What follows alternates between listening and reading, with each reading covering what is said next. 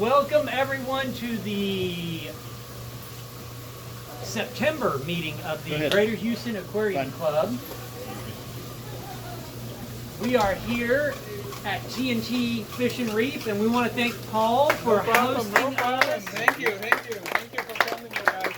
And if I am correct, there is a discount today offered here of 25%. Am I right, Paul? Yes. 25% off of anything that's not a tank, if I'm correct. But, so everybody make sure, the sponsors invite us in. They always support what we're doing. Let's try to make sure and support them. You know, if there's something that you see that you need, make certain and you know, you support these local businesses. They are lifeblood in our community. This is where we get our fish, you know. They give us that little burst of what we need every week. Another thing, go onto the Facebook or Google and write a review. A lot of times, man, we get bad reviews, and like all of a sudden, dude, you know, he gets 3 bad reviews, and everybody's like, man, dude, don't go there. Well, dude, hey, man, support him and be like, hey, dude, this is a great shop, you know, let him know. And that way it kind of helps balance out when he gets a weird customer that just is impossible to please. Let's see. I see that. I want to make certain and give a huge round of applause for Alex for taking the topic this week. Hey, I love actually hearing these meetings. I love it. And I want to make certain, and I know that there's a lot of new members here. Everybody that's new, kind of raise up your hand. Thank you guys for coming. And honestly, we do it every month. You know, come out. We love seeing you guys. We're like a big family. Believe it or not, we all know each other. And I will open up the floor to Mr. Alex. All right. Hey, everybody, welcome. So today's meeting, for anybody that's here that doesn't know why they're here, is about planet tanks for beginners. So this is just going to be kind of a quick overview. Not quick, it may not be quick, we have lots to cover. But it's going to be kind of an overview for people who aren't really experienced with planet tanks, and kind of some things you can look towards doing and things you can look out for. And hopefully we can help you have a successful first planet tank rather than a terrible time like I did the first 2 or 3 times I tried. All right. So first off, first thing I want to talk about is aquarium shape. People don't think about aquarium shape when they want to do their tank. They're like, oh, I inherited this 65-gallon column tank from my grandmother. I want to put carpet plants in there. Bad idea, okay? When it comes to plants, live plants, you have to think about plants kind of like we also think about fish, right? What do they need? They need, obviously, water. They need food. Plants also need good water, and they need food. And one of their things of food is light, okay? So aquarium shape is a big deal because if you have a really tall tank, like this is a good example, trying to put plants in here, and I'm not saying you can't do it, but this is a very, very tall tank. And the further you go down in the water column, the less light's going to get down there. That's why the ocean's blue down the bottom. It gets really, really dark down the deep bottom because the light just doesn't go through it, right? So planet tanks are no different. If you want to have a good success and you want to not spend $500 on a really good light, you need to have a shallower tank. Right? So something that's low, okay? Doesn't matter how wide it is, that just gives you more room for planting, but you don't want it to be really tall, you would rather have it low. So good options for beginner tanks, a 20 long. That's a great size tank for a first planted tank, okay? It's nice and long, gives you room to plant with, kind of shallow, you can get away with a fairly inexpensive light the first time. But, if you want to go all out, go ahead and get yourself some AI Prime freshwater lights in a deep tank and have at it. You can do that too, okay? Something else to consider about the shape of tanks people don't think about is weird shapes. Round tanks, round columns, or you have those corner tanks where it's round on the front and goes into a 90-degree corner at the back. Cool tanks, right? But try and find a light that's going to sit on top of that and look good, or that's going to be able to fit, right? Most of your lights are going to come in 24 inches, 18 inches, 36 inches, 48 inches, unless you get the kind of lights that are just little spotlights. That's kind of be really your only good option for a tank that's a weird shape like that, because it's just the other lights aren't going to fit on it. So keep that in mind. If you don't already have a tank, look for something that's square, nominal dimensions. not a weird shape. Hex tanks suck. Same reason. They're small at the top, really, really deep, and you have to have a light that's going to go probably too long on top of them. You can't say you can't use them. I know Kyle, wherever Kyle's at, she's got a great hex tank with lots of plants. I just set one up too. They're just a challenge. They are a challenge, right? So, you know, choose your poison, I guess, if you want to put it that way. Wider tanks that are deeper, like front to back deep. This is more of a aquascaping thing. It's not so much whether or not, it's not going to determine your success, okay?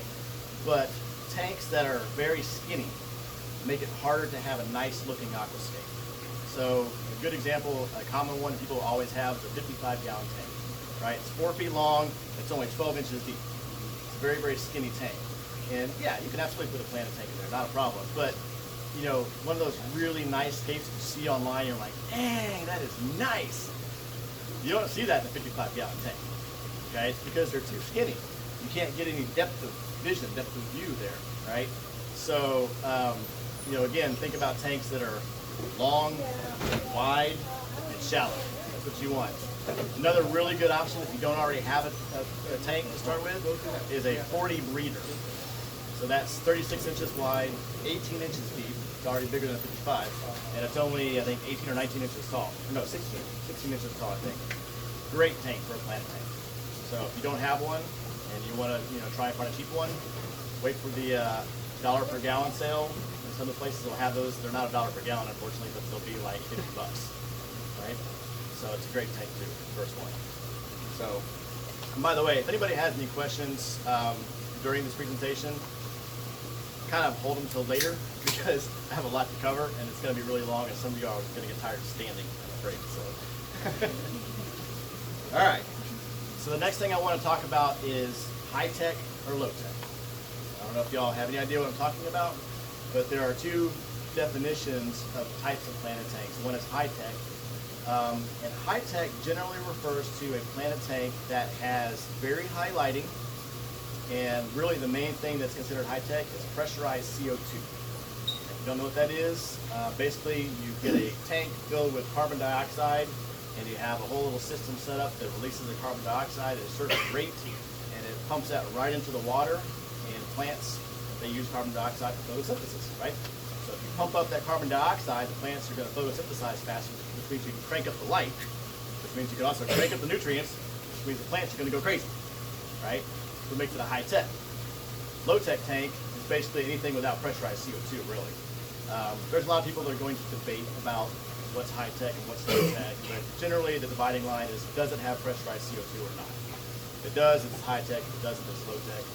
So which one do you want to do, okay? I'm going to go into personal preference on this one. For a beginner tank, I would go low-tech, all right? Several reasons. One, when you go high-tech, like I said, you're cranking up the CO2, the nutrients, the lighting, the plants are going to go crazy and grow really, really well, really, really fast. But, like they say in the aquarium world, only bad things happen really quickly, right? So when you go high-tech, you have to keep up. You're constantly in a race. You got to watch that tank every day. You got to trim those plants every week, and they're going to go crazy. You're going to be trimming them at least once, twice a week, right? You have an algae problem starting, help you, you know, you're on your own, but it's going to get bad fast, right? You're going to have to really constantly do maintenance and keep up with it and make sure your levels are correct, make sure you're not deficient in CO2 or deficient in nutrients or deficient in light. It's something you have a lot to think about, okay? So for a beginner, maybe not the best idea. Now, that being said, there are a lot of abilities to avoid algae by using CO2 also. If you pump up that CO2, but leave the lighting lower, okay? Basically what happens when you're doing a planted tank is there's three big things: lighting, CO2, and nutrients. You have to try and keep those in balance, right? But what's going to happen is whichever one of those is the lowest, that's the one that's going to limit the plant growth, all right?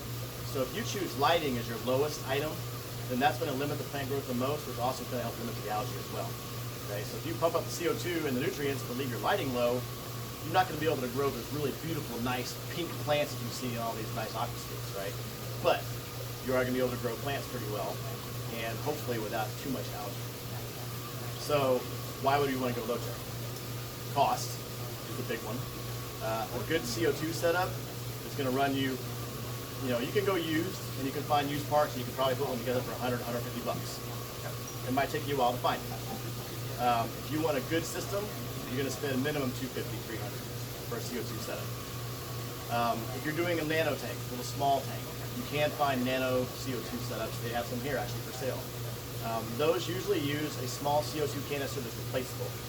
So, not a big fan of those personally because they're hard to adjust. One of the things you have to worry about with doing CO2 is you have to get the adjustment right on how much is going into the tank. If you get too much, it'll kill your fish, right? You don't have any oxygen left over. Too little and it's pointless, right?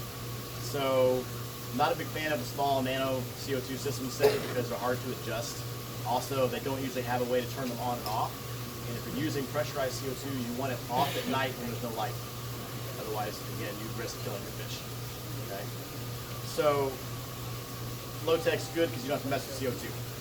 Now, downside of that is lower CO2. If you have too much light or too much nutrients or a combination of those two, you have a good chance of getting algae. Better chance of getting algae, I should say. So you have to get that balance. And everything's all about balance. You hear me say that until you're just tired of me saying it today. But with low tech, you want to keep your lighting lower. You want to keep your nutrients lower.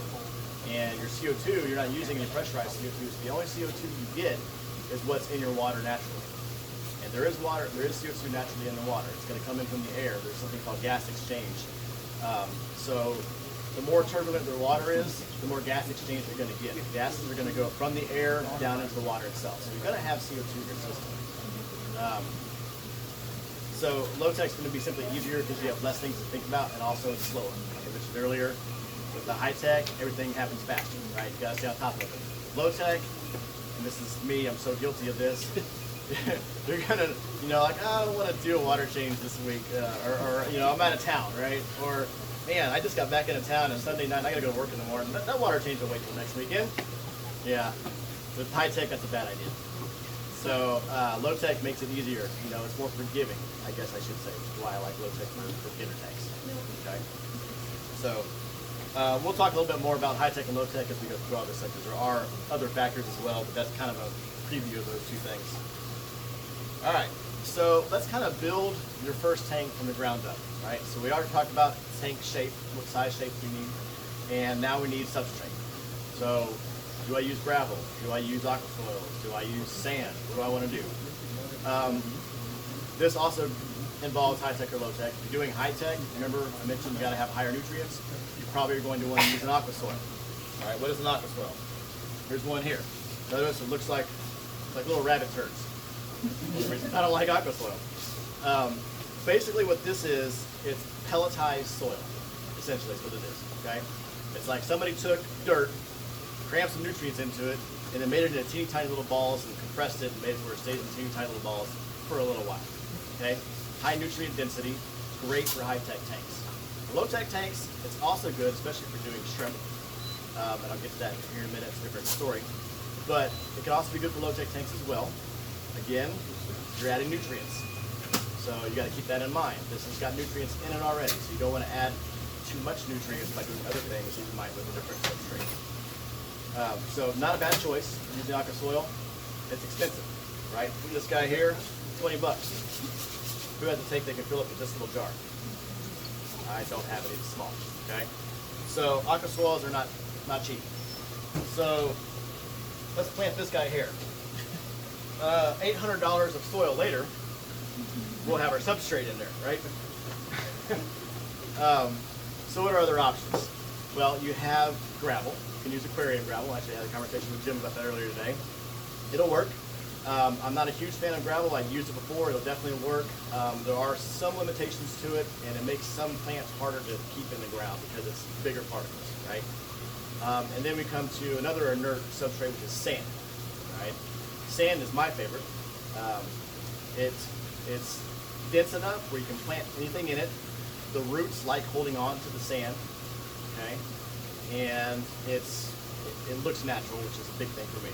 I'm not a big fan of what people like to call clown puke, like the colored gravel.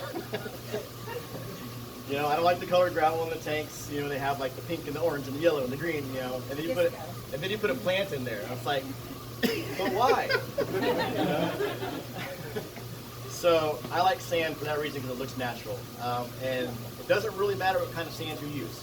Okay, this is the beauty of it. So yes, you can get sand from here. You can get sand from the big box store. You can get sand from Home Depot, which is my favorite place to get sand at, actually. So it doesn't matter what kind of sand it is because sand is inert. Inert means it doesn't have any nutrients in it. This is not inert, right? This is going to add nutrients to your water column. It's going to add nutrients for your plant. It's going to lower your pH. Sand's not going to do any of that stuff. Sand is completely inert. It doesn't contain any nutrients or anything else. So you can go down to Home Depot and you can buy a 50 or 60 pound bag of clay sand. Clay sand I'm not a big fan of because it's really, really fine. Which, if you've got cichlids or any fish like kick up sand, it's going to go in your filter, which is not a good thing. It'll ruin a filter. Also, the really, really fine sand, over time, it tends to compact quite a bit, which the plant roots have a harder time growing throughout compacted sand. So you want to stay away from really, really fine sand if you're doing plants. There's blasting sand. I don't know if you guys have heard of black diamond blasting sand. That's a commonly used sand for tanks. It's almost completely black. It's kind of more of a gray with higher light. It's pretty sweet looking if you have like a nice contemporary look to your tank. Works great. There are different sizes. Stay away from the fine ones. The heavy coarse one is not too bad.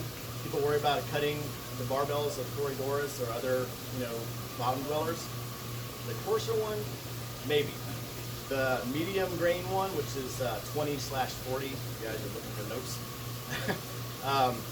I actually know an Epistogramma breeder that uses black diamond blasting sand. And those guys are sand sifters, right? They actually suck the sand into their mouths and throw it through their gills back out. Looks like a geophaga or something else. He's a breeder, and he uses it with those, and it doesn't hurt them. That's all the recommendation I need for being okay for fish. I've had quarries on it; they've had no issues. My favorite is Quikrete all-purpose sand. So I get it at Home Depot. It's basically a multi-size grain of sand with a little bit of gravel in it. So it's not too fine. There is some fine sand in it, but it's a good mix of fine, medium grain, and then also some larger grains. It looks really, really natural.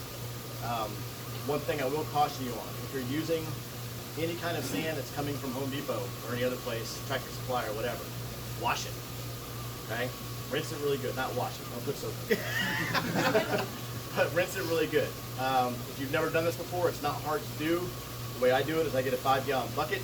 I put about half full of sand in there, shove a water hose in there, tip the bucket over a bit, and just start doing the water hose like that until the sand washes clean. The fine stuff will just flow out. It takes about 20-30 minutes. Okay? I've heard of other people doing it with a pillowcase. I've never tried it, but it sounds like a cool idea. Throw your sand in the pillowcase, put the water hose in the pillowcase, and just kind of, take it around, let the fine stuff come out the bottom. Never tried it. If anybody's done that, let me know. I'd like to hear how it went for you. It sounds cool. So yeah, you can do sand, you can do high-tech aqua soils. You can go kind of mid-grade stuff too. There's things like fluorite. Okay, Seachem fluorite is a substrate they actually sell here as well. So the mid-grade substrates are kind of a mix. They're inert. EcoComplete is another one, by the way. EcoComplete claims that it has nutrients, but it really doesn't. It's kind of the mid-grade stuff. So they are inert substrates, right? They don't have any nutrients in them, but they have this thing called, I don't know if I'm going to pronounce this correctly, cation exchange, CEC, which basically means, in layman's terms, that they can uptake nutrients from the water and hold on to it, right? So another common thing that's used along the same lines is cat litter. All right, people use cat litter instead of fluorite. So instead of spending $20 on a bag of fluorite, they'll go down to Walmart, buy a $4 bag of kitty litter. Does the same thing. Clay kind, exactly. Clay has a good high CEC content. So basically, you want to not use that by itself because it gets really messy over time, but you can mix it in with another substrate. So what that will do is that will actually allow you to kind of get the best of both worlds. You get the inert substrate of sand, which is not going to mess with your pH. It's not going to add nutrients, unfortunately, but that's okay because it's easy to deal with. But then you mix in this clay-based stuff, like cat litter or chlorite, and that will actually suck nutrients into the water column and hold them until later for the roots, which is great. Okay. Forgetting one. No, forgetting. I'll come back to it. What was that? Like plant soil? Yeah, we talked about that one already, the aqua soils. Oh, not the aqua, regular soil. Oh, dirt. There, that's good. Yeah, so dirt. I hate dirt. But dirt is really, really good at growing plants. Okay? Won't do you wrong. There's a little bit of setup time, a little bit of work to set it up. You have to actually pick out the big chunks. You have to make sure it's organic dirt. You don't want any kind of dirt like anything that has any water containment, where like you see Miracle Grow and it'll say something about, helps hold water. No, stay away. Okay? Bad. Right? You want just dirt, an organic dirt. And it's probably going to have chunks of wood and stuff in it, which is great. Those are good, except that they're going to eventually break down, which could be bad in the end. So with dirt, you want to go ahead and spread it out on the bottom, and you have to cap it, right? You have to put something inert on top of the dirt. I'm not trying to rhyme, it just happened. So sand on top of the dirt, or black diamond blasting sand, or even gravel, if it's fine enough. The thing about dirt, it's messy, okay? So, and this is why I don't like it actually. It grows plants really, really well. But if you're like me, you like to tinker with stuff, and I can't keep my hands out of the tank, and I'm always pulling plants. I'm like, ooh, that plant would look better in that corner. With dirt, if you do that, as soon as you pull that plant up, you're gonna have dirt all over that corner of the tank. And you're gonna have to either vacuum it out or just live with it. And I don't like that because I like to tinker. So dirt is great for growing plants. The other downside of dirt is after a while it does tend to run out of nutrients. So does this stuff, by the way, the aqua soils.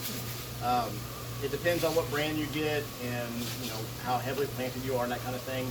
But these don't last forever, right? So dirt will eventually run out of nutrients.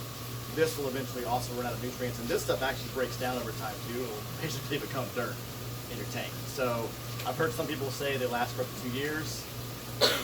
I give it a year and a half at the most before it starts getting to be a pain in my butt. So, it's up to you to choose how you want to do that. I know people that have had it for 2.5 years or so, but it gets messy at the end, right? So as far as dirt is concerned, and also inert substrates, there's one other thing I do want to talk about, and that is things we can add to it to start, okay? So with sand or dirt, things that I like to add in the bottom. So if you're starting with a brand new fresh tank, and you want to give your plants a leg up on doing a good job, you want to add some nutrients in, right? So here's a little list. Dolomite powder. Sprinkle some of that on the bottom. Muriate of potash. Okay? It's another one you can get. It's cheap, easy to find. Amazon and plenty of stores around here you can get it. And then red clay. So same thing as the kitty litter. You can also substitute kitty litter inside the substrate if you want to do that instead. Muriate of potash. Potash. Potash. So, if you want to do a dirted tank, this is how I would recommend doing it. All right, sprinkle your dolomite powder on the bottom so it's just kind of barely covering the bottom, not thick. You don't want a whole lot. Same thing with the muriate of potash. It's kind of little chunks, right? So just sprinkle that on the bottom. You should be able to still see through the tank after both of those are on there. And then you can go to Hobby Lobby and get you some Mexican red pottery clay. Right, a little red clay. Make it into small little balls, roll up in your hand. Just throw that around every 2 or 3 inches apart. Okay, so that's going to give you some extra minerals for your plants. It's going to give you some nutrients, and it's going to give you some clay to suck up the nutrients from the water column that you're going to be putting in later. And it holds on to that so the roots can get a hold of it later. Then put your dirt down, and then you put your sand on top of that. And then you plant really, really slowly. And don't ever take the plants out again. Because if you do that with dirt, dirt's coming out too. So, this is why I don't do dirt anymore. I did it, it was an experiment, it was cool, it worked, grew plants great, sucked to deal with, so I don't do dirt. And the other thing that I don't like about dirt is water. Why would I put myself through that when I can use sand and root tabs? Okay? So, start with sand, put the same stuff in the bottom, dolomite powder, muriate of potash, take some Osmocote Plus, right? Comes in the pink jar. good stuff, right? This is just plant fertilizer, is all this is. All right, so for a fresh tank, you want this, put your other stuff down, sprinkle this across the bottom. Then put your sand on top of that, okay? The other thing you can do with this is really cool. You can make root tabs. By the way, I brought samples. So if y'all want samples afterwards, come get them.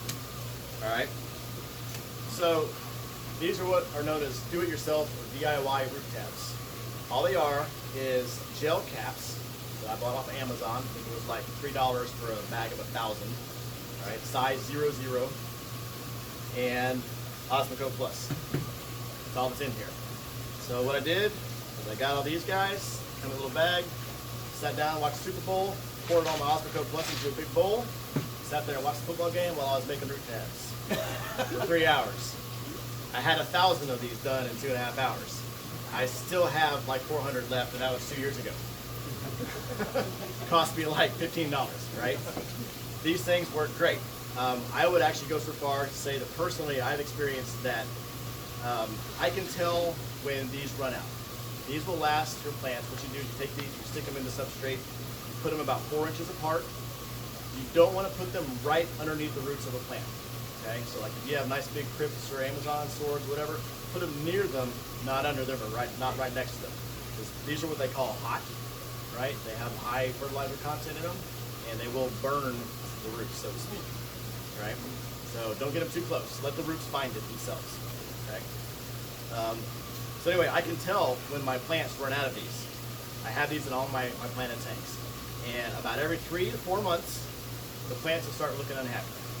They'll start getting a little bit yellowish, they'll start not being as spry and happy looking. I'm like, oh, is it that time again? There is, okay? New root tabs.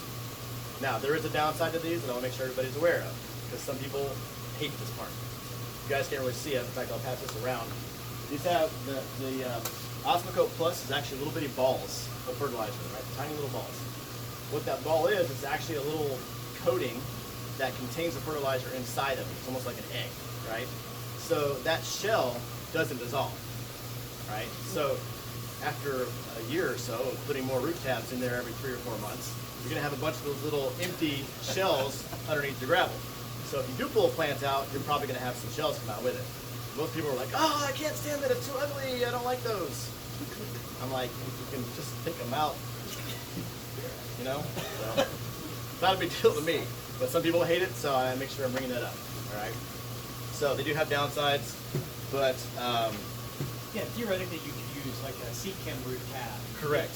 Those black that light. Absolutely. And the nice thing about the Seachem root tabs and those other brands as well is they do dissolve completely. So it's back to whether or not you want to save some money, or you want to use the easy stuff that's working meat. It costs a little bit more. So anyway, thanks for bringing that up. No. All right. So let's see. We talked about all that stuff there. Oh, faster than I thought it would. Actually. All right. So let's talk about decor. This is going to be a quick one. When it comes to doing a planted tank, everybody has their own style. Roy actually did an amazing talk on fantasy tanks, which was freaking awesome. So, you have your own style. How do you incorporate your style into a planted tank? Obviously, first you want to decide what it is you want to do with it, right? Do you want to go fantasy? Do you want to employ some Minions or SpongeBob, houses in there? Whatever. You want to go all natural. Figure it out first, though, okay? That's the only thing I would suggest you guys do. Make sure you decide ahead of time what you want to do. And I'm not saying you can't change it later. Obviously, you can always change it. It's what's fun about the fish tanks. You can play with them forever, right? But it will make a difference in how you plant the tank, all right? You want to try and do 2 things. One, make sure you give the plants room to grow. Some plants are going to get big. There are Amazon store plants that you'll buy in the store that'll be this cute little thing like this, and in about a year, it'll fill half of this tank, right? This tank. So know your plants, and if you don't know them, look them up, right? Tropica has a lot of really good information. They have a website, they sell plants, but I love going to the Tropica website if I have a question about what a plant's going to look like, because they have layouts with the plants in them, They have pictures of the plant by itself. They have ideas on how big it's going to be. Better than our metric, because it's all in Europe. So, but it's great resource, right? But know your plants before you put them in there. If you put a sword in the front of your tank, and then you put some, Anubias in the back of the tank, in a year, you're going to have a sword tank, and you're not going to know where your Anubias is at. Like, were you in there? So know your plants, right? And keep that in mind. And if you're putting castles in your tank or whatever, cool. But again, plan ahead, right? Understand what the plants are going to do. If you get some moss, and you want to have some moss on top of your little castle there, make sure you get the right kind of moss, right? Because there are mosses that are going to go poof, and there's mosses that are just going to kind of flow along the edges, which would be cooler, right? So know your plants. So when it comes to decor, have a plan. If you're doing a naturalistic tank, which is my favorite, there's kind of something that I like to do, which is I try and think about what would nature do. So a good example is the blackwater tank that I recently set up. My whole plan on that was to make it look like a stream bank, right? So as I'm putting rocks and wood in this thing, I'm thinking to myself, okay, if there's a river flowing through this tank and there is a flood and this big piece of wood comes floating down from up there and it gets stuck somewhere, what's going to happen, right? I'm not going to have a piece of wood facing that way and a piece of wood right next to it facing that way. That doesn't happen, right? Because they got branches and the branches get caught by other things floating by and they get pulled the same direction. So keep that in mind, right? If you're doing a naturalistic tank, try and think about what would nature do. Grab some inspiration. If you can't find nature pictures from underwater on Google, we're not here to learn about that. You can figure it out. All right? So anyway, just make sure you think it through, figure out what you want to do and know the size of your plants, because that's going to be important in a few months. All right. So going along the same lines as far as plant choices are concerned, let's talk about what kind of plants you guys are going to want to use. This is probably what a lot of you are here for. What kind of plants are beginner plants? I'm not going to sit here and list all the beginner plants. Okay, there are kind of groups of easy plants. First, I need to explain the difference between the different basic overall groupings. There are floaters, which are super easy beginner plants. These are the ones that either float on top of the water or just under the top of the water. All right. So the ones that float on top that are easy, that are legal in Texas. Okay. We're not talking about illegal ones here, because there are some that are illegal in Texas, so be careful. Frog bit is a great floater. A lot of people have it. You can probably find it for free from somebody that has some.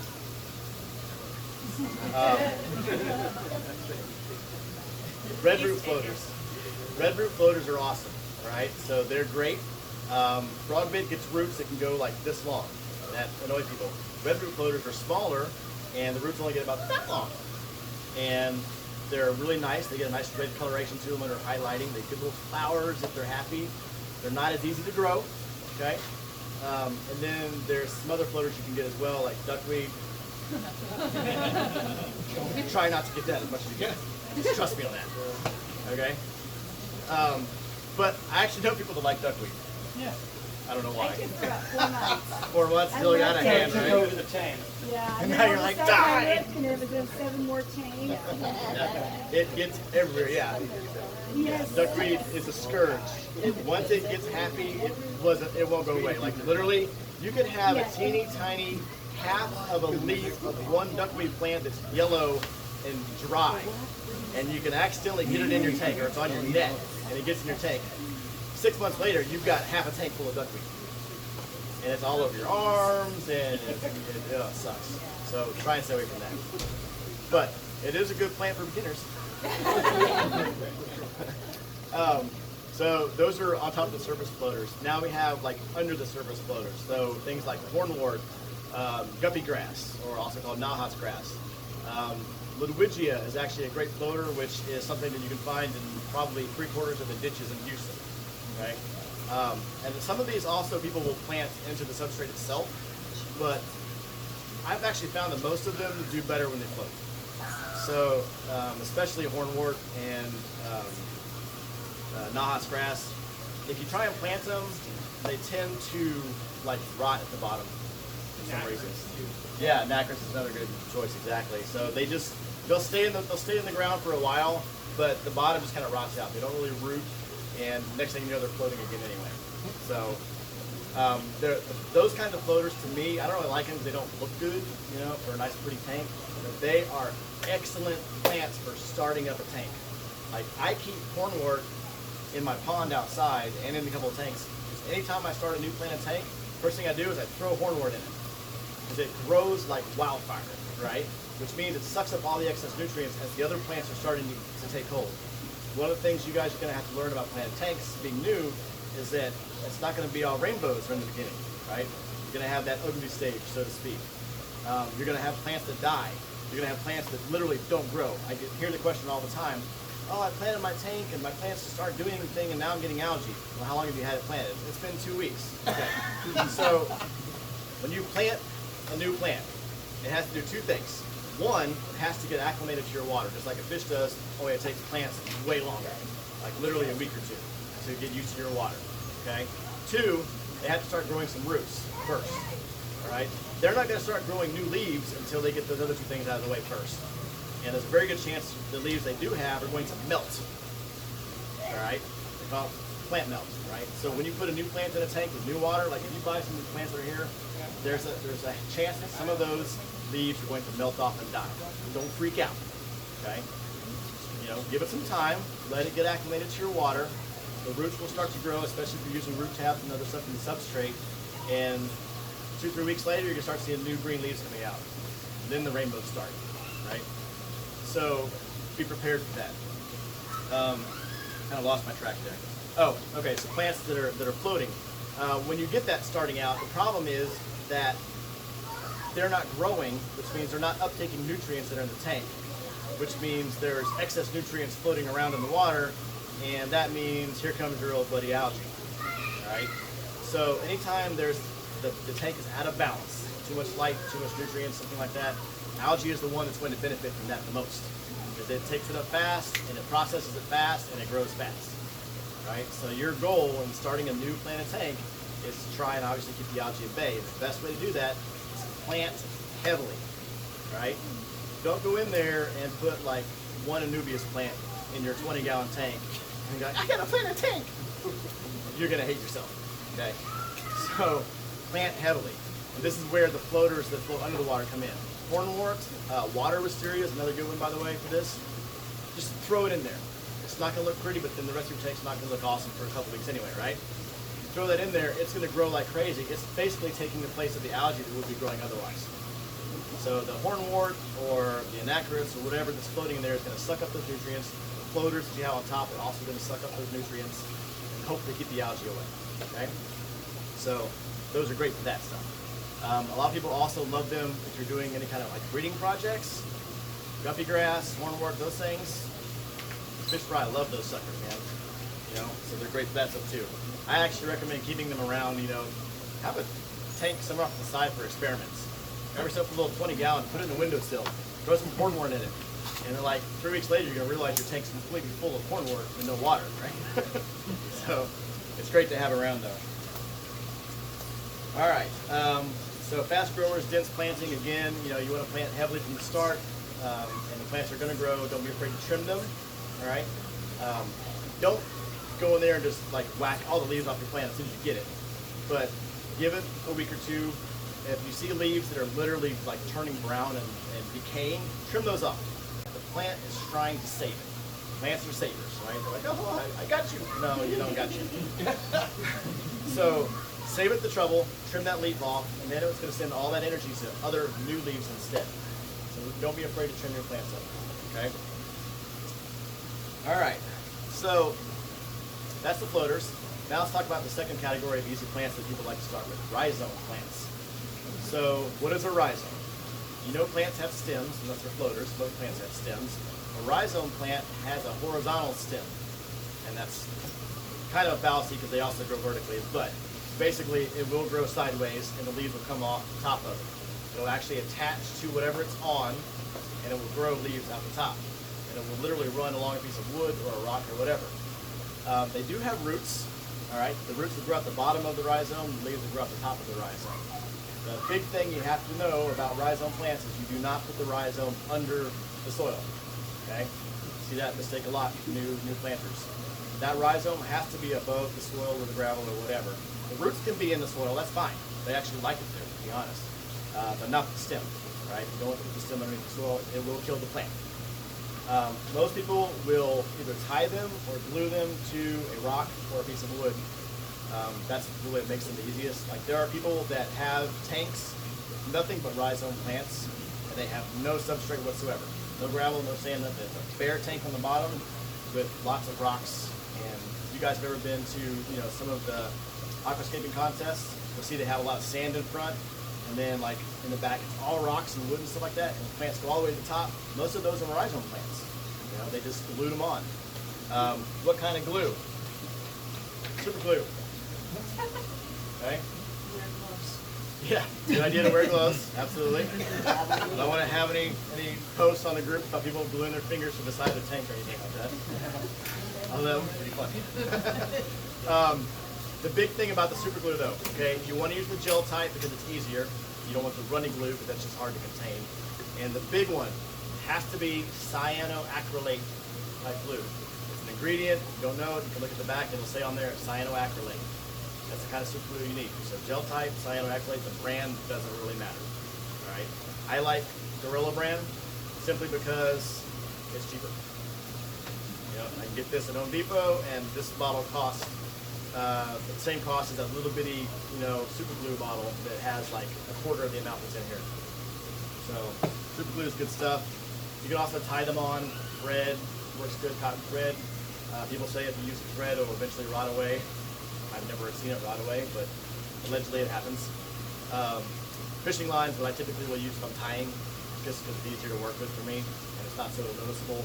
One of the nice things about the glue in the fishing line is over time, they will get algae on them, basically, and they'll turn brown and look like parts of the escape for the most part. That being said, this glue gets activated underwater, okay? So you gotta work fast. When you put it on something, you want to do it with the water level down. Maybe put it on the stem of the plant and then press it to a rock for a few seconds, let it set up. But as soon as it gets in the water, as soon as it gets damp, it's going to start activating the glue. Also, this glue will turn white. It's clear now, it'll turn white once you use it. So don't just like, put a plant on there. You're going to have a giant white spot on your rock with a plant on top. And that looks terrible. What you can do is you can take some of those pellet things and crush them. Yes. And mix that in with the super glue, Absolutely. and then it will be black and not icky white. You have to wait for Great algae idea. to cover. Yeah, if you watch the professional aquascapers, what they'll use actually coffee grounds. Yeah. So they'll super glue things together and they'll sprinkle, like she said, either crushed rock or crushed soil or coffee grounds on top to cover up the white glue before it dries. Once it's dry, you can't do that, right? So, great tip. What's that? So then the fish will be zipping around the tank. Yeah, all no. jacked up on the Yes. In small, well, they do that when they're escaping it initially. So not like, you're not like just throwing coffee in your aquarium.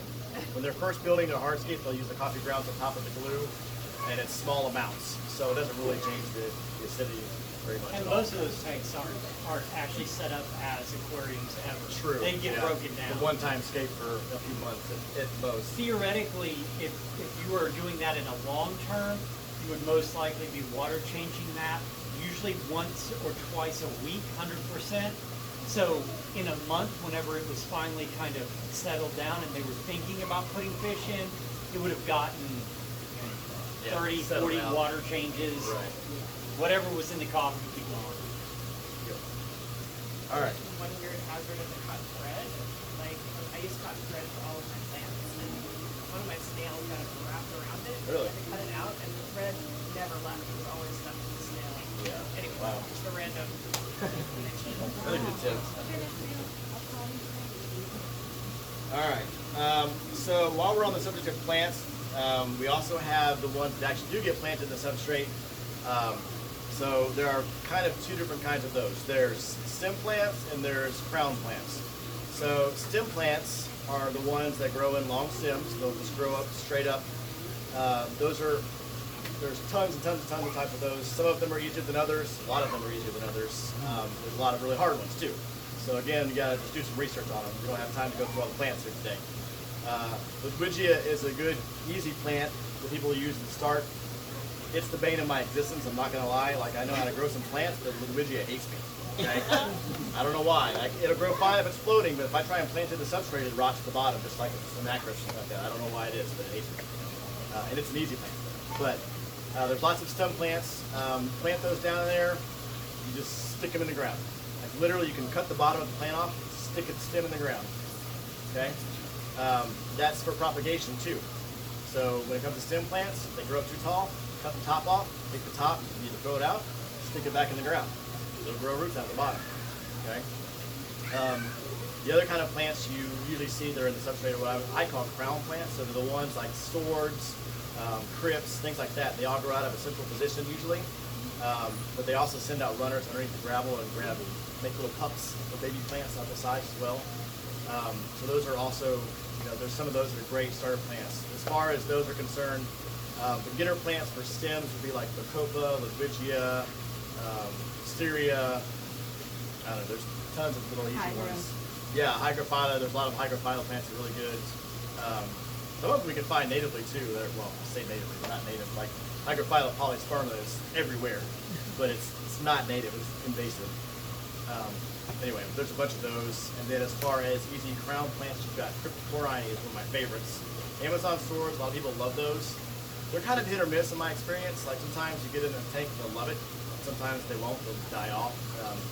So I would definitely give it a try. But remember, like I said before, know your plants, right? They get big. Amazon stores get big. I don't know if all of y'all are in the group or not, so I posted a while back. I have an Amazon sword in my tank. My tank is like 21 inches high. The sword's probably about that big. And then it shot off a runner and made babies. The runner went around my tank twice and had 12 baby plants on it. And within 2 weeks, those baby plants were this big themselves, right? So, know your plants. But easy plant. Like if you want the easiest plant ever to start with, it's in the gravel. Cryptocorini, Winsii. A bunch of different colors. There's bronze, there's green, there's tropica. I would stay away from the pink ones. They look cool, pink flamingo, but they're not as easy to grow, or at least they don't stay pink as well. But crypts are really easy plants. Most of them. There are some that aren't easy, but most of the Winsii are super easy to grow. Like literally, I have one in my blackwater tank that I threw in there, just stuck it down the wood just to see what would happen. It's deep. There's like almost no light. It's growing. It's fine. Those plants actually grow in dim light environments, right? Which is the next thing I would talk about when you're doing these easy plants, is make sure you pick plants that are low light, if possible. If you're starting with a low-tech tank, you're probably not going to have a super high light intensity because you want to stay away from the algae. So you want to pick low-light plants that are going to do well with the low light. For the rhizome plants, the big three, Anubias, Bucephalandra, and Java fern. Okay? Those are the rhizome plants that are easy. I mean, if you can't grow those, you can grow those. They might melt, don't get me wrong, but again, be patient. I had a huge batch of Bucephalandra that I bought one time. Every single leaf melted off of it. I waited. The rhizome was still green, it was still firm. 6 months later, leaves were coming out. That's how long it took for it to grow back. It grows really slow. Which is kind of the nice thing about some of the rhizome plants is they grow slow, you don't have to do so much trimming. Right? Which is nice. So yeah, I would definitely recommend crypts, use. Java fern's also a great one as well, and then some floaters for a first tank. Great choices. Alright. As far as maintenance on the plants goes, depending on what kind of plant it is, like the stems, like I said, just trim them and either replant the stem tops or throw them out. A lot of times for some of the plants, some of the harder ones, I will actually trim the top off, pull the bottom out, throw that away, replant the top back in. Because there are some plants that require a little bit higher lighting, and if they're not happy, the bottom leaves will start to disintegrate or fall off or go away. Hygrophila angustifolia is one of those that I love, one of my favorite low-tech plants. But I've noticed that if you don't have a whole lot of lighting in there, the lower leaves go away. So trim the top, pull the bottom out, stick the top back in. It's great. Okay. For maintenance on crypts, there really isn't any. You just let them do their thing. One day you'll decide you want to change your tank up and you'll go to pull out the crypt, and it's going to be the plant will be that big, the roots will be that big, right? And when you pull it out, you're going to realize there's actually like 400 baby plants right there in that group. That's what crypts do, right? So you can take those off and sell them to somebody or whatever. All right. Not in our club. Not on our group, right? Not on our group page. Bring them here. You can exchange them here. All right. So that brings us to lighting. We talked about low lighting plants, right? Low tech tanks. I'm going to kind of go on that mostly, but low tech tanks you want lower lighting because, like I said, you want to make sure that everything is lower, right? Lower nutrients, lower lighting, lower CO2 because you're starting off with low CO2 to begin with, right? So everything else needs to be lower as well, or you're going to get algae problems.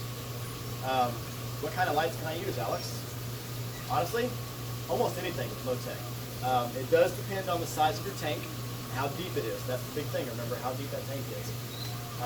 I've gone to Walmart and buy a 2-pack of the CFL light bulbs, the 6500K daylight bulbs they call them. They're like 13 watts. I can put 2 or 3 of those on a 29-gallon tank and grow plants all day long. Cost you $6, right? LED lights are my favorite because they're easy, they don't give off heat, and you can use cheap ones to grow plants just fine in a shallow enough tank. Again, it all goes back to having that shallow tank, right? One of my favorites are like Beamsworks lights. They're cheap, you can get them online, they're really easy. If you want to have some really nice lights, go with like the 24/7 variety. So, you've got Finex Planet Flush, you've got the Current, you've got the Flue Wall, the new Flue Walls, like the ones we got right over here. Those Flue Wall 3.0s, those are great lights. They have a little app on your phone so you can play with the colors if you want to. You can put it on 24/7 daylight mode and let it do its thing. Keep in mind though, if you're doing a 24/7 light, that's a lot of light, right? So remember, every time you increase one of those 3 things, you have to increase the other ones as well or you're going to have algae problems. So be careful with that too. But basically, as far as low tech goes, if you're in a shallow tank, almost any light will do. The deeper the tank gets, the bigger the light's going to have to be. Now, there's 2 ways of handling light as far as how much light the plants are actually getting. I'm not going to get too technical, but the unit of measure that plants use for the light that they use is called PAR, photoactive radiation. Photosynthetically active radiation. There it is. That one. That one. So photosynthetically active radiation is the unit of measure, basically the light that plants use, right? So the further you go down the water column, the less of that PAR is going to get down there, right? So if you have a deeper tank like this, you're going to have more powerful light to reach down to the bottom of the tank. This is why low-tech tanks are bad for carpet plants, by the way. And if you are thinking you learn to carpet plants here first, I would not advise it. You can do it, but you're setting yourself up for some fun. Put it that way. So just keep that in mind. Most manufacturers, unfortunately, do not note what the PAR rating is for their lights. If you wanted to take notes, like most low-tech plants will grow in like 20 to 30 PAR, which is pretty low. Okay. High-tech plants, the ones that are really pink and pretty and awesome looking, those guys like 60, 80, 100 PAR. So you're not going to get that out of a Beamswork, right?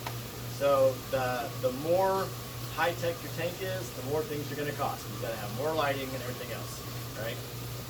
So I could go on all day long about lighting, so if you guys have lighting questions, feel free to come ask me, because I can't say I've done it all, but I've done a lot of different lights at this point. You've got your fluorescents, like you have on the old Walmart special 10-gallon tank. Those will grow plants, but they do make special plant bulbs for those. Okay? You want the plant bulb. It puts out a different kind of light than the typical little bulb will. I'm not saying you can't grow plants with the regular bulb that comes with it, but it's not going to be as easy. They're pretty crap.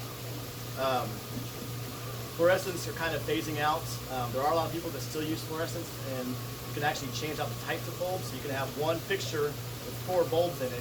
You have 2 red ones or 2 pink ones and a blue one and a white one. And that gives a full spectrum for the plants to feed off of, right? LEDs do the same thing. I would recommend, if you're going to do LEDs, you don't have to, but I like the full spectrum version of LEDs. So the ones that have the white lights, but they also have the red and the green in them, and the blue sometimes. Those are good choices for plants, if that's what you're looking for. And of course, there's LEDs like the Flue Walls that have a complete full spectrum where you can adjust any color under the rainbow if you want to, and then turn the lighting on, because it's cool, right? So the other option is metal halides, right? A lot of plant people that are from back in the day swear by metal halides. They disperse a more even light across the tank. The visible light that bounces off the plants, as you can see, looks a little bit different from the metal halide lighting. And they grow plants really, really well. They do put off a lot of heat. So you got to take that into account when you're dealing with your tank. If you already keep your house at 80 degrees, you probably don't want metal halide lights. So you'll be up there sweating like I'm doing right now. So, but those are another option. And there's also hybrids, and there's people that have metal halides and fluorescence, and there's LEDs thrown in there. It just kind of depends on how crazy you want to get with it. Okay? So lots of options. People really freak out about lighting with plants, and honestly, not that big of a deal. Most lights will grow a lot of plants, especially for beginner tanks, beginner plants. So don't fret over lighting. Okay? Not that big of a deal. The other thing I want to talk about lighting is the K rating. A lot of people hear about, oh, I need a 6500K light. You don't.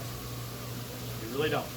So just so you're understanding what the K rating is, it's the temperature. And it's not the temperature of the light that's like hot to the touch out. It's the temperature that we see in the color spectrum. Okay? So a lower K rating, like let's say 1300, is going to be really, really yellow. All right? And then it goes back up to where there's more reds. And then once you get to around 10,000 or so, it's going to be really, really white, almost bluish white. And then you get up into like, was it 14 or 21,000? You're in like blue, like the saltwater tanks over here, right? So the daylight K rating is about 6,500K, which is why people always say you have to have a 6,500K light to grow plants. It's simply not true, okay? You can grow plants with a 1,300K light.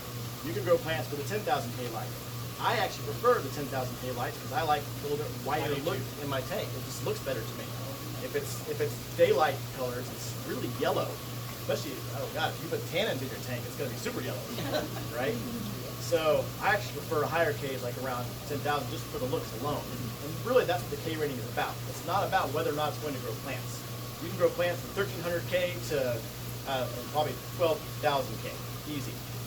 So don't focus on the K rating, right? You do want to be somewhere in the middle, somewhere around 6,000 to 10,000 probably is the best spot.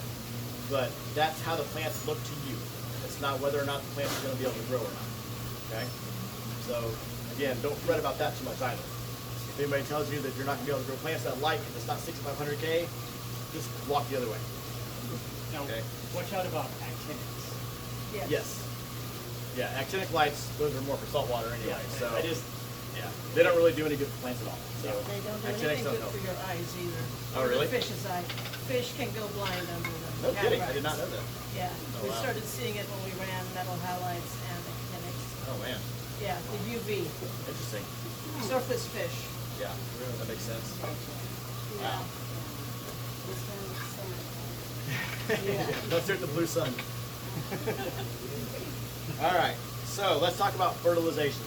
We're on the downward slope here, guys. All right, so fertilizers.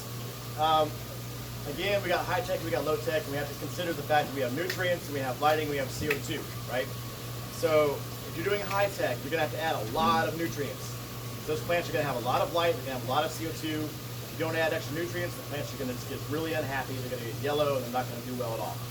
So what kind of nutrients do you wanna add? There's lots of different styles. There's kinds you can add underneath the substrate, which is root tabs, DIY or Bach or whatever. There's a kind that comes in the aqua soils. These are basically preloaded with nutrients that's in the soil, which is also not a bad thing. And then we have the nutrients that we add. There's water column nutrients, which is probably one of the most popular styles. There are different kinds. There are liquid all-in-one nutrients. This is Thrive Plus, all right? So this is one of the all-in-one nutrients that are out there. There's quite a few now, and honestly, they're all good. Like none of them are bad. This is convenience in a bottle. Is what this is. Most of what's in here is liquid, so you're going to pay for this. It's going to cost you more than if you buy something like dry fertilizers. All right, I'll explain that in a minute. These, to me, are great for smaller tanks because it's like one pump for 10 gallons once a day, or maybe 2 or 3 times a week if you have a low tank tank. You got a 10-gallon tank, squirt, you're done. Fertilized for the next 2 days. Woohoo! Right? Now, you're going to go through this bottle pretty quick if you have a 30-gallon tank or a 60-gallon tank or a 100-gallon tank. So I don't like this kind of stuff for big tanks because it gets really expensive really fast. Plus, you're sitting there like, skirt, skirt, skirt, skirt, skirt, skirt, skirt, you know, that's not fun. So, for larger tanks, or if you don't want to spend the money on liquid fertilizers, dry salts. Okay? It's not table salt. Don't eat it. Probably not good for you.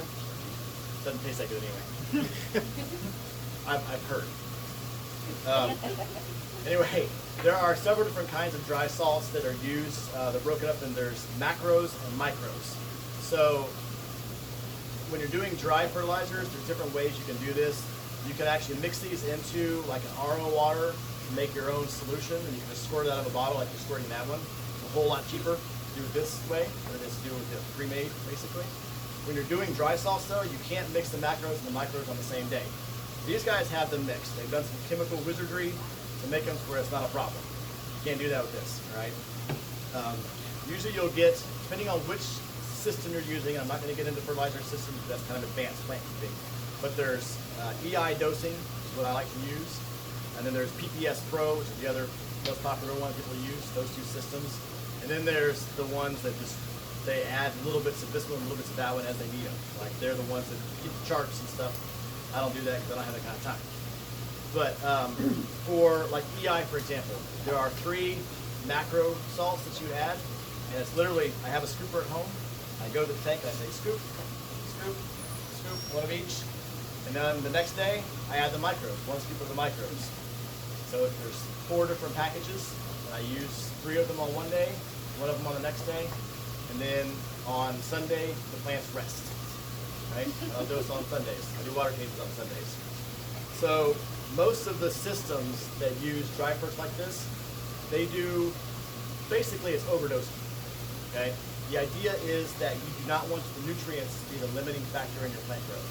You want that to be either the lack of CO2 or the lack of light. You don't want your plants to starve of nutrients. They have to have food just like your fish have food. Okay?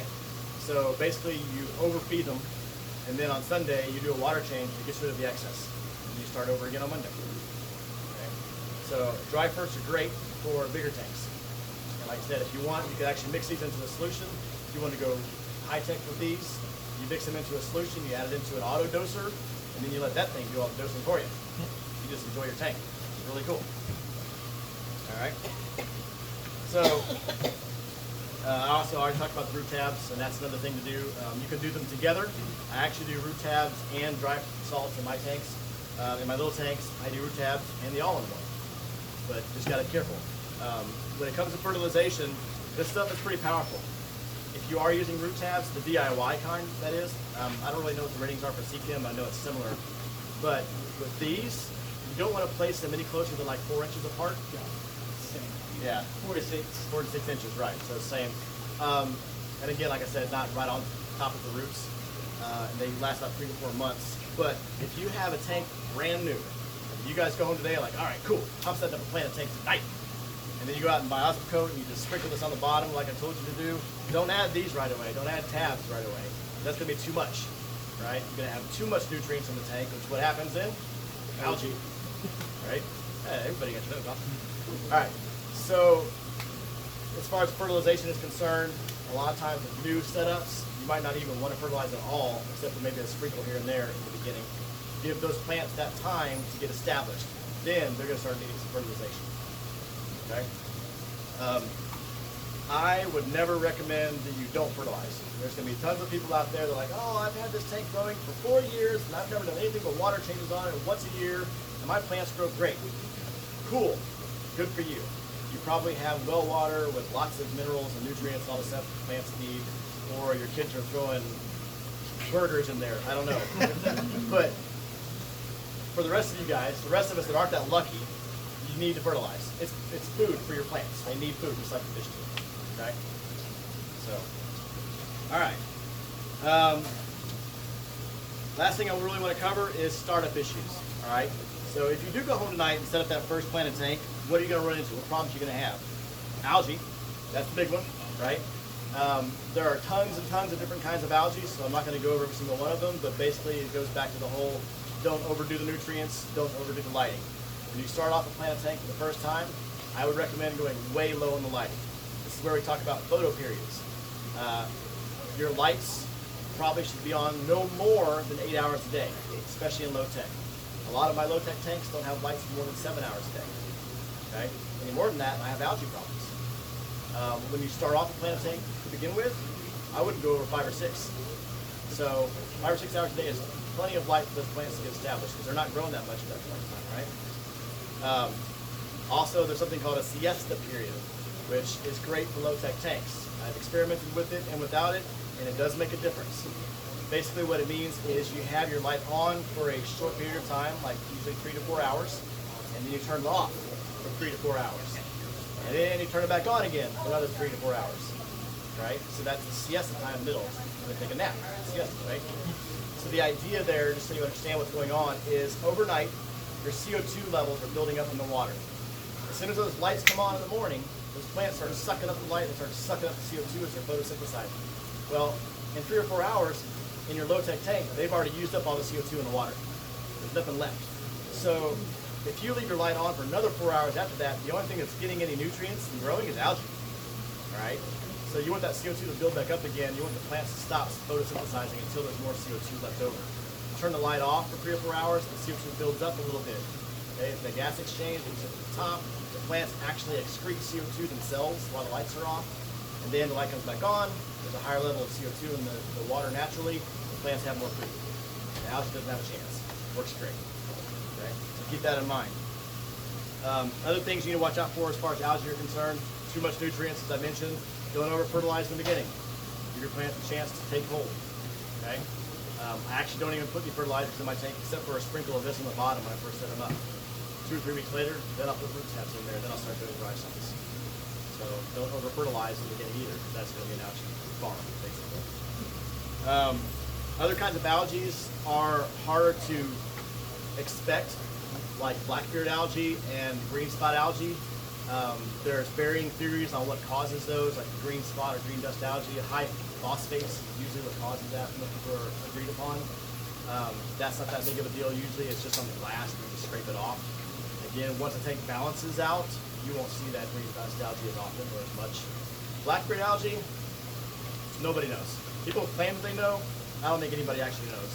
Because every theory I've ever heard about, oh, this is what causes blackbeard algae, I'm like, yeah, I don't have that in my tank, so you're wrong. I honestly have no idea completely what causes it. It's a combination of things, I'm sure of it. But one of the things that I like to do for blackbeard algae is I kill it with this. So this is just a medicinal syringe that I got from Walgreens. Probably had it for a dog or a kid at some point. And a piece of hard, rigid airline tubing and a small piece of soft airline tubing to stick that together. All right? And then I use either Excel, Flourish Excel, which by the way, while we're on the subject of fertilizers, this is not a fertilizer. All right? It's something else I see a lot. People are like, oh, I fertilize with Excel and my plants are dying. Okay, well, 1, Excel is known to melt certain plants, so be careful with it. 2, even if you just get the regular Flourish, it's not a comprehensive fertilizer. It's missing a lot of stuff, right? Yes, you're adding like 2 nutrients to your tank. Great. You're missing the other 56, okay? But this stuff, the Excel, is actually an algicide. It kills algae, all right? Which is why it helps people grow plants. So they're like, oh yeah, Flourish Excel works great for me in my tank. It makes my plants grow. It's a great fertilizer. No, it's killing the algae, which is giving your plants a chance to grow and take over. That's what's happening. This contains glutaraldehyde, if you want to know the technicalities of it, which you can actually buy by itself, because that is a dangerous chemical, so I'm not recommending you buy that. I have, but I'm not recommending you do. Use clean medical equipment. Yes. Yeah. They usually require gloves. Yes, the gloves and a respirator. Yeah. But this has glutaraldehyde in it, but it's not as potent, it's not as powerful, there's not as much in it, but it still works, especially on blackbeard algae. Yeah. All right? So I take this, I stick it in there, I pull this out, put this in the tank, and I squirt it right on the algae. Right? It helps if you turn the filters off, that way this kind of hangs around the algae for a minute. If you do that, in like 2 or 3 days, that algae is going to go from black to pink, which means it's dead. Congratulations. Killed it. Works great. I don't bother changing the water unless I have to do a lot of this. If I'm doing a lot of algae control with this stuff and you want to change the water, you don't want too much of this in there, it will melt your plants. All right? Something else that works the same way is hydrogen peroxide. Just simple hydrogen peroxide like you can buy at the drugstore. Same thing, squirt it right on the algae, it'll kill it. Okay? But if hydrogen peroxide is used, you want to do a water change afterwards. All right? So turn the filters off. What's that? No.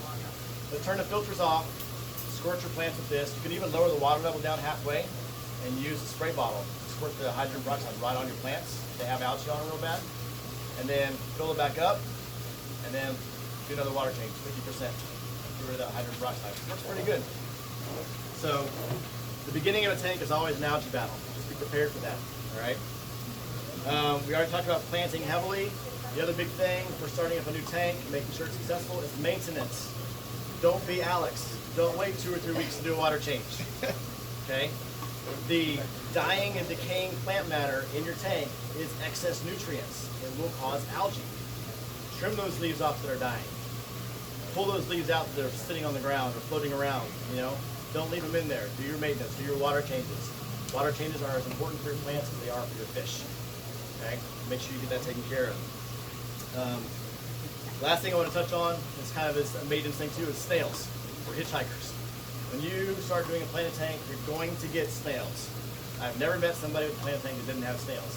And I don't know why people don't like them. Snails are awesome. They eat algae. Okay? And yes, they can get to be a pest. They can breed too much. They can be all over your tank. Usually, if that's the case, it's because you're feeding too much. There's too much for them to eat. They're happy. They're going to make babies. Right? So, don't hate the snail, hate the game. Don't feed so much. All right? If you need to get rid of some, put a plate on the bottom with some cucumber in it, let it sit there overnight. You're going to come back early in the morning, turn the light on, it's going to be a plate covered in snails. Just pull the plate out. You just got rid of like 75% of the snails in your tank, just like that. And Something then else start you can again. do, if you are really lazy like me and your tank isn't too tall, you just take one of those wooden skewers, shove it through a cucumber piece, and in the morning you just pull the skewer out. Yep. Pull the whole thing out, snails will come with it. And you don't even have to get wet, nothing. Exactly. So yeah, so don't hate the snails. The snails are your friend. You know, I mean, they'll help clean up your tank. They'll help clean up the detritus. They're good. They're not bad. Just make sure you're not feeding too much, and they'll be regulated as well. So they're actually your own free maintenance crew. I say free because you're going to get snails. It's almost inevitable. You buy plants from any person or any place, there's going to be hitchhikers. There's going to be eggs that nobody can see. It's going to happen, right? You're going to get them. So I wouldn't worry too much about it. So you follow those rules, not rules, follow those steps, and you embrace everything else, and just make sure you do your maintenance. You're going to have success with your first planted tank. That's it.